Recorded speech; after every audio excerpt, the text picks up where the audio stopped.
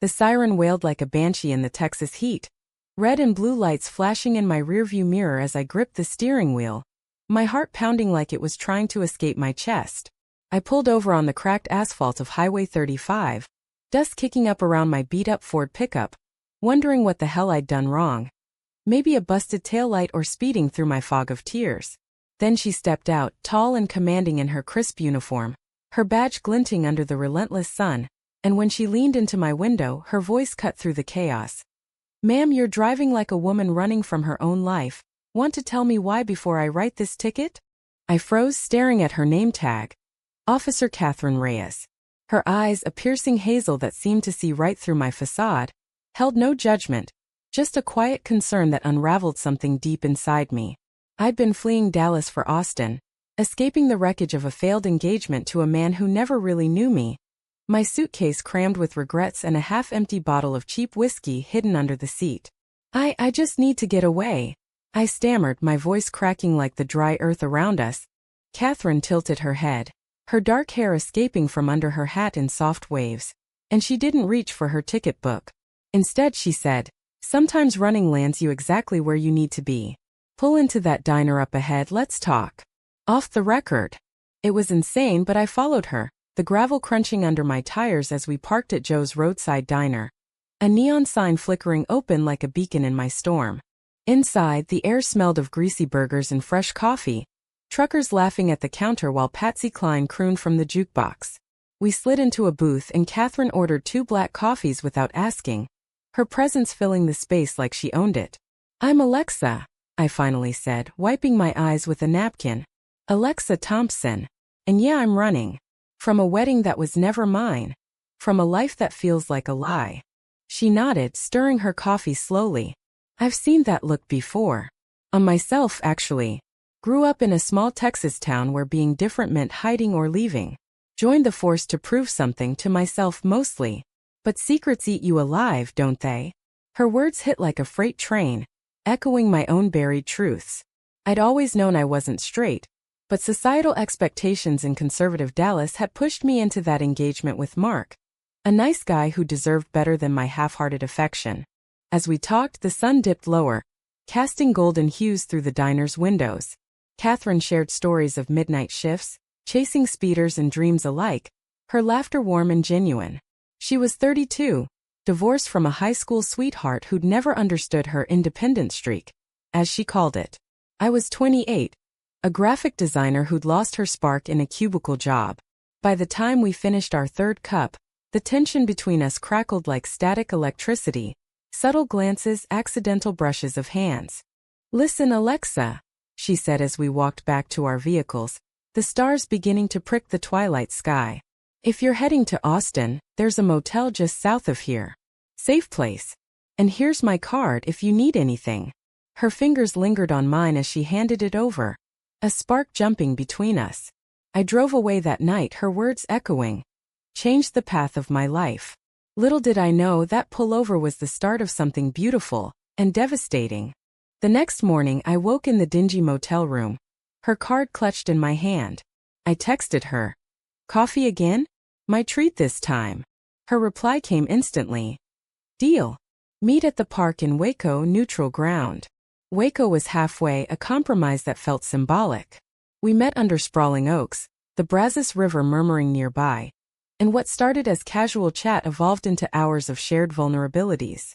Catherine confessed her struggles with identity in a male-dominated precinct, the whispers about her being too tough, or not feminine enough. I opened up about my family's expectations, my parents in Houston, pushing for grandkids and stability. As the afternoon wore on, our conversation turned flirtatious, her hand grazing my arm, sending shivers despite the warmth. "Your trouble, Alexa Thompson," she teased, her smile lighting up her face. By evening, we were walking along the riverbank, the water reflecting the sunset's pinks and oranges. She stopped, turning to face me. "I don't do this mix work with, whatever this is. But you feel like home." Our first kiss was tentative, then urgent, under the canopy of leaves, the world fading away. It was electric, confirming what I'd long suppressed. This was real attraction, not obligation. We began seeing each other in secret, Weekend drives to hidden spots in the hill country, picnics under starry skies, stolen moments in her patrol car when she'd accidentally find me on the road. Catherine introduced me to her world. Rodeos in Fort Worth, line dancing and dive bars where no one knew us. I showed her mine. Art galleries in Austin, indie concerts where we could blend into the crowd. But cracks appeared early. Her job demanded discretion. Being out as lesbian in Texas law enforcement could mean harassment or worse. I love what we have, she'd say, but I can't risk everything. I understood, but it stung. Hiding felt like regression. Still, our bond deepened. She helped me find a new job in Austin, designing for a progressive firm, and I supported her through a tough case involving a domestic dispute that hit too close to home. One night, in her small apartment in a suburb of Dallas, we lay tangled in sheets, the fan whirring overhead. "Alexa, you changed my path too," she whispered. "I was just existing before you." Tears welled in my eyes. This was love, raw and real. Yet, as months passed, the secrecy weighed heavier. Friends questioned my mysterious weekends, and Catherine's stress mounted with a promotion on the line. Then came the first betrayal. A colleague's suspicion led her to distance herself, canceling plans abruptly. "It's temporary," she promised, but doubt crept in. The doubt festered like a summer storm brewing over the plains. One evening, after a canceled date, I drove to her precinct unannounced, my heart a mix of anger and longing. She emerged from the building, uniform sharp, but her face paled when she saw me. "Alexa, what are you doing here?" she hissed, glancing around like a fugitive. "I needed to see you," I replied, my voice steady despite the tremor inside. "This hiding, it's killing me." We argued in hushed tones in the parking lot, the sodium lights casting harsh shadows. She promised change, pulling me into a quick embrace. "Soon, baby. Just give me time." Time stretched into weeks. I threw myself into work, designing campaigns for LGBTQ+ rights groups, finding solace in advocacy. Catherine attended one event incognito, her pride evident in her texts. "You're amazing. Wish I could be there openly."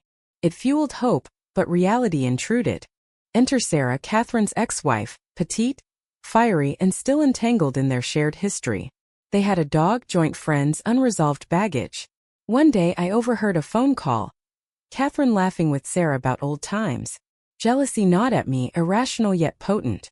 "She's just a friend now," Catherine assured, but her eyes darted away. The turning point came at a 4th of July barbecue in her hometown. She invited me as a friend. The air thick with smoke from grills and unspoken tension. Her family was quintessential Texan, boisterous, conservative, Bibles on the mantle. Her brother, a fellow cop, eyed me suspiciously. "So how'd y'all meet?" he asked, beer in hand. "Catherine pulled me over," I joked, trying to lighten the mood. Laughter erupted, but Catherine's grip on my hand under the table tightened. A warning. Later, alone in the guest room, she confessed. "They can't know yet. Dad's health is fragile. It'd break him." I swallowed my hurt. "And us? Does that break you?" We made love quietly that night, passion muted by fear, but morning brought clarity. I wanted more openness, commitment. Back in Austin, life hummed on. I joined a support group for queer women, sharing stories that mirrored mine. There I met Jamie, a confident artist who flirted shamelessly. Nothing happened, but the attention highlighted what I lacked with Catherine. Then the betrayal struck like lightning. I discovered texts on her phone during a weekend visit. Flirty messages from a fellow officer, Mia, another woman in the force. "Last night's shift was fun, winky face. Can't wait for more." My world shattered. Confronting her in the kitchen, tears streaming, I demanded answers. "It's nothing," she stammered. "Just banter. Mia's straight anyway." But the lie hung heavy. Turns out, Mia was bi-curious, and Catherine had entertained the flirtation during our rough patch, seeking validation without risk. "Why?" I sobbed, collapsing onto the floor. "Am I not enough?" "You're everything," she cried, kneeling beside me. "But this life, it's suffocating." I panicked. We talked through the night, her apologies raw, my forgiveness tentative. It was our first major rift, exposing vulnerabilities. Her fear of commitment post-divorce, my insecurity from past rejections. We rebuilt slowly. Therapy sessions in neutral Dallas cafes, where we'd role-play coming out scenarios. Catherine started small, telling a trusted colleague about us. The response was mixed. Support from some, side eyes from others. But it empowered her. Our romance reignited with fervor. Road trips to Big Bend National Park, hiking under endless skies, sharing dreams of a future together. One day we'll have a ranch, she'd say, horses, dogs, no more hiding. I believed her, our love a balm against the world's harshness. Yet, external pressures mounted. A high-profile case put Catherine in the spotlight, busting a drug ring in the border towns. Media attention meant scrutiny, and rumors swirled about her personal life. Her chief warned, "Keep it clean, Reyes. Department image matters." I supported from afar, sending care packages, late-night calls. But isolation bred resentment. One argument escalated. "You're choosing your job over us." I yelled over the phone. "It's not that simple," she retorted. "This badge is who I am." "Who you are includes me," I shot back. Silence followed, then a click. Days of radio silence ensued, my anxiety peaking. Reconciliation came via a surprise visit. She showed up at my Austin apartment with wildflowers from the roadside, eyes red-rimmed. "I can't lose you," she said, pulling me close. "We vowed to fight together." As fall painted Texas in oranges and reds, our bond strengthened. We attended a pride event in Houston discreetly, her hand in mine a quiet rebellion. Friends noticed my glow. "Who's the mystery woman?" I'd smile. "Someone special." But fate twisted again. Catherine's promotion required relocation to a smaller, more conservative precinct in West Texas. "It's a step up," she explained, "but isolated." "Will we survive the distance?" I asked, fear-lacing my words. "We have to try," she replied, determination in her gaze. The move loomed, a shadow over our happiness. Packing her apartment, we laughed through tears, reminiscing about that fateful pullover. "Best ticket I never wrote," she joked. On her last night in Dallas, we dined at our favorite Tex-Mex spot, margaritas flowing. "To us," she toasted. "Against all odds." Little did we know the real storm was brewing. The storm hit with hurricane force 3 months into the separation. Catherine's new post in Midland was grueling. Long hours, oilfield crimes, a culture even more entrenched in tradition. Our calls dwindled from daily to sporadic, excuses piling up. Overtime. Exhausted. Bad signal. I filled the void with work, volunteering at a local shelter for LGBTQ+ youth. Their stories of rejection mirrored my fears, fueling my resolve. But loneliness crept in, amplified by Jamie's persistent invitations to art shows. "Just friends," I'd tell myself, but one evening, after a particularly silent week from Catherine, I went. Jamie was charismatic, her studio alive with vibrant canvases. We shared wine, laughed about life. When she leaned in for a kiss, I pulled back. "I can't," I said. "I'm committed." "To someone who ghosts you," she challenged gently. Her words stung because they rang true. Driving home, I called Catherine, voicemail greeting me coldly. Frustration boiled over in a message. "We need to talk. This isn't working." Her call came at dawn. "Alexa, I'm sorry. This job, it's consuming me." We argued, voices rising across the miles. "You're drifting away," I accused. "I'm fighting to keep us afloat," she countered. Accusations flew, neglect, emotional unavailability. It ended with her saying, "Maybe we need space." Space became a chasm. Weeks passed without contact. I threw myself into a new project, designing a campaign for marriage equality in Texas, channeling pain into purpose. Friends urged me to move on. "You deserve better." Then the ultimate betrayal unfolded. A mutual friend from Dallas messaged, "Saw Catherine at a bar with Sarah. Looked cozy." Attached was a blurry photo. Catherine and her ex, arms linked, laughing. Rage and heartbreak collided. I drove to Midland unannounced, the 6-hour trek a blur of tears and what-ifs. Arriving at her modest house on the outskirts, I pounded on the door. She opened it, shock etched on her face. "Alexa? What? Is it true?" I demanded, shoving the phone at her. "Sarah." She sighed, pulling me inside. The living room was sparse, boxes still unpacked. "It was one drink. She's going through stuff, her mom's sick." Nothing happened. "But why her? Why not tell me?" I cried. Because you'd react like this, she admitted wearily. I'm lonely here too, Alexa. Sarah understands the cop life. The argument escalated into a full-blown drama. You promised no more secrets, I shouted. And you promised patience, she yelled back. We hurled hurts like weapons past insecurities' current failures. In the heat, she confessed. I kissed her. Once. It meant nothing. The world tilted. Nothing? After Mia, now this.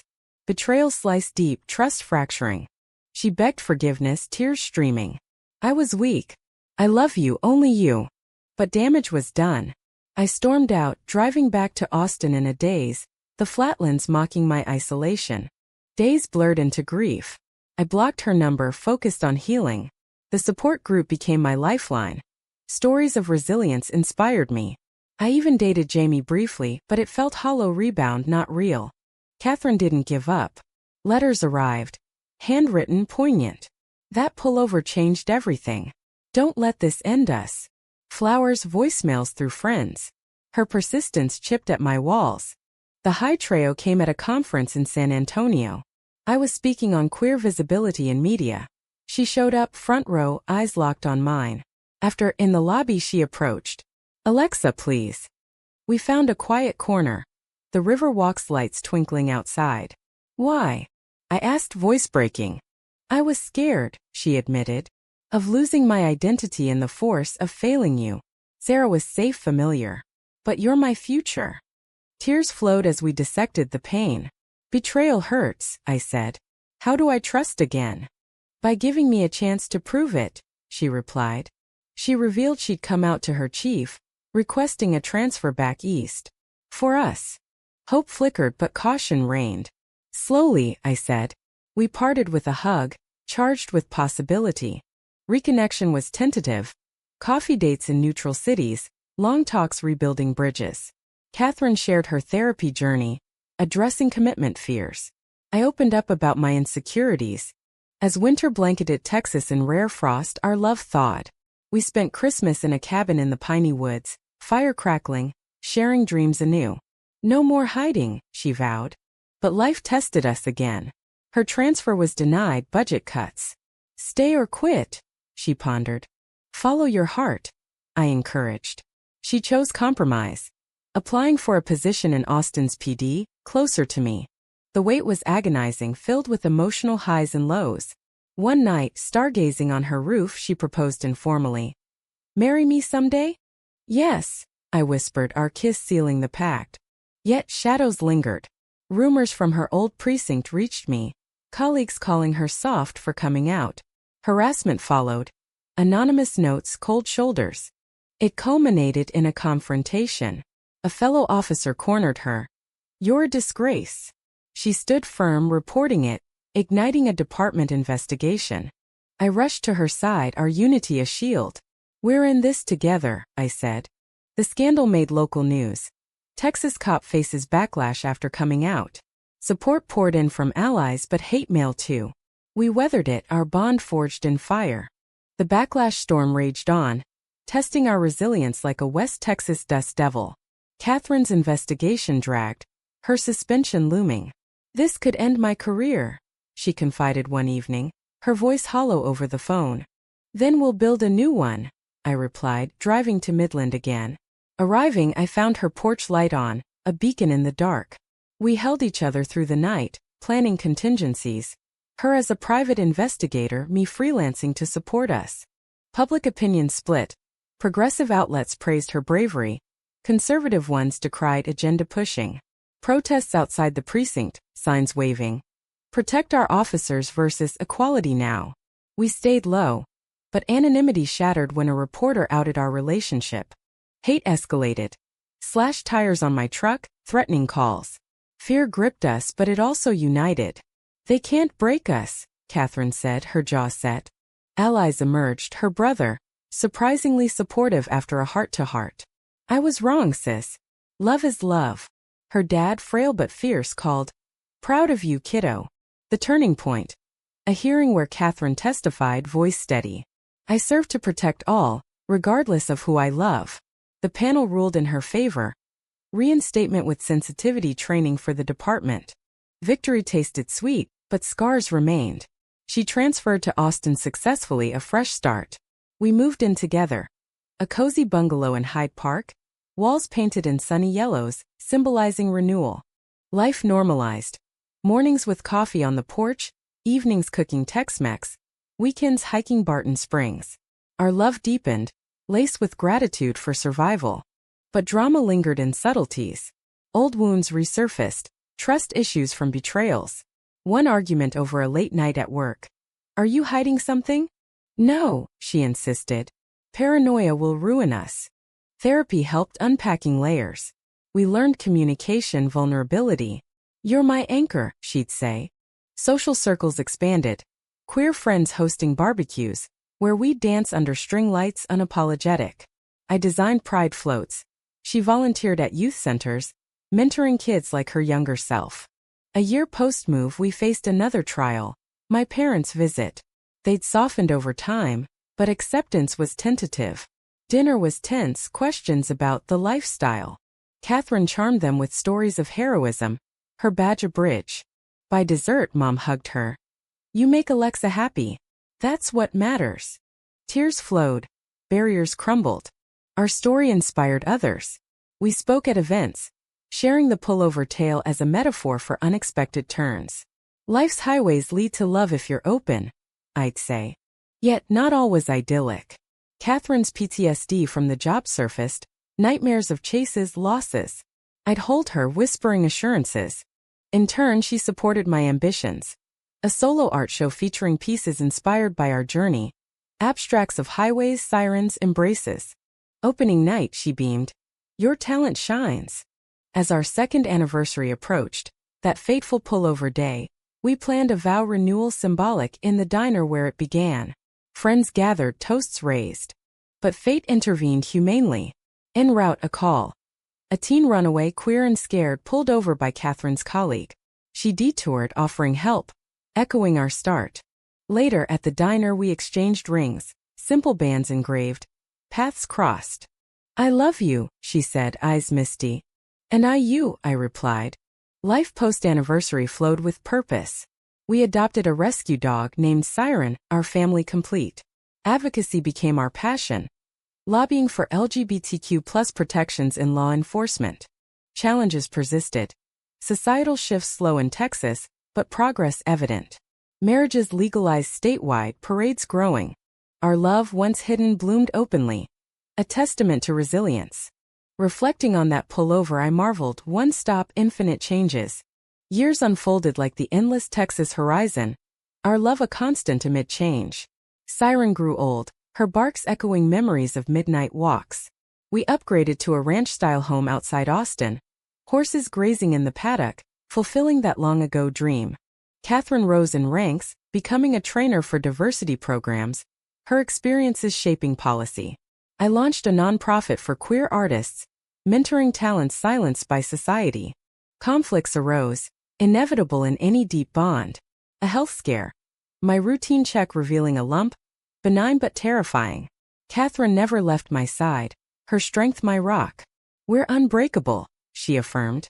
Reciprocally, when she faced burnout, I insisted on a sabbatical. We traveled, New York for Broadway shows, California beaches for sunsets. Rejuvenated, she returned fiercer.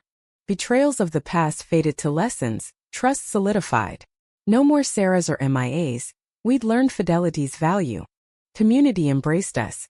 Parades where we'd march hand in hand, cheers drowning out rare hecklers.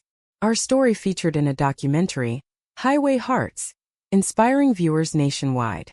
But life's cruelty struck. Catherine's dad passed, his last words. "Love her well, Katie." Grief bonded us closer. Funerals a mix of sorrow and celebration. In his honor, we volunteered more, helping families reconcile with queer kin. As we aged, me hitting 40, her 44, reflections deepened. "No regrets?" I'd ask. "Only not meeting you sooner," she'd reply. Our ending wasn't dramatic but profoundly human. A quiet commitment to endure. We married legally in a courthouse ceremony, witnesses our closest friends. Vows renewed. Through pullovers and paths ahead. Honeymoon in the hill country stargazing we pondered legacy. We've lived fully, she said. Indeed. From that Texas highway to here, love triumphed over odds. In twilight years we'd sit on the porch, Siren's successor at our feet, recounting to nieces and nephews, her brother's kids now Eli's, our tale. It started with a siren, I'd begin. And ended with forever, she'd finish. Our story, a lesbian romance etched in American soil, proved love's universality. Dramatic, emotional, romantic, humane. No fairy tale ending but real. Two women, paths intertwined, changing lives one heartbeat at a time. And in that we found peace.